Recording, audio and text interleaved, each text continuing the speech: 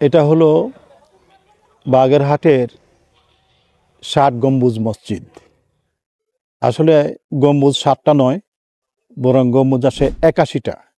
এটা নির্মাণ করেছেন একজন সুফি সাধক, শাসক এবং যিনি স্থপতি ছিলেন খান জাহান আলী। তিনি এই এলাকার শাসক ছিলেন। তিনি যখন এই এলাকা শাসন করেন তখন এটা বাগেরহাট নাম ছিল না, এটা ছিল খলিফাতাবাদ, মানে এটা এখানে ছিল তার খেলাফত। তিনি এই এলাকাকে একটা খেলাফতে পরিণত করেছিলেন। খেলাফত মানে ইসলামী শাসন, এই জন্য ওটার নাম দিয়েছিলেন খেলাফতাবাদ।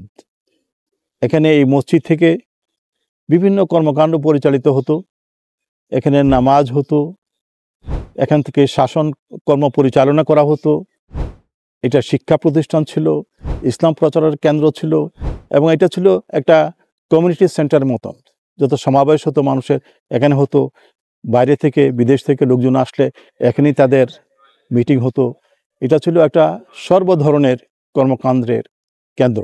খেলাফত আমলে রাসূল সাল্লাল্লাহু আলাইহি ওয়াসাল্লামের সময় তারপরে যে খলিফারা, তারাও মদিনা মসজিদকে একটা প্রশাসনিক কেন্দ্র হিসাবে গঠন করেছিলেন। সমস্ত কর্মকাণ্ড আন্তর্জাতিক পর্যায়ে যে সমস্ত সমাবেশগুলি হতো সেই মসজিদে হতো। আসলে ইসলামী জীবন দর্শনে মসজিদ হলো সকল কর্মকাণ্ডের একটা প্রাণকেন্দ্র। এটা আজকাল ইউনেস্কো হেরিটেজ হিসেবে ঘোষিত। সমস্ত পৃথিবীতে লোকজন আসে এখানে দেখার জন্য, ভোগ করার জন্য। এখান থেকে যারা মুসলিম আসে তাদের মধ্যে এই প্রেরণা গ্রহণ করা উচিত যে আমরা মসজিদ নির্মাণ করব স্থাপত্য শিল্পের কেন্দ্র হিসাবে।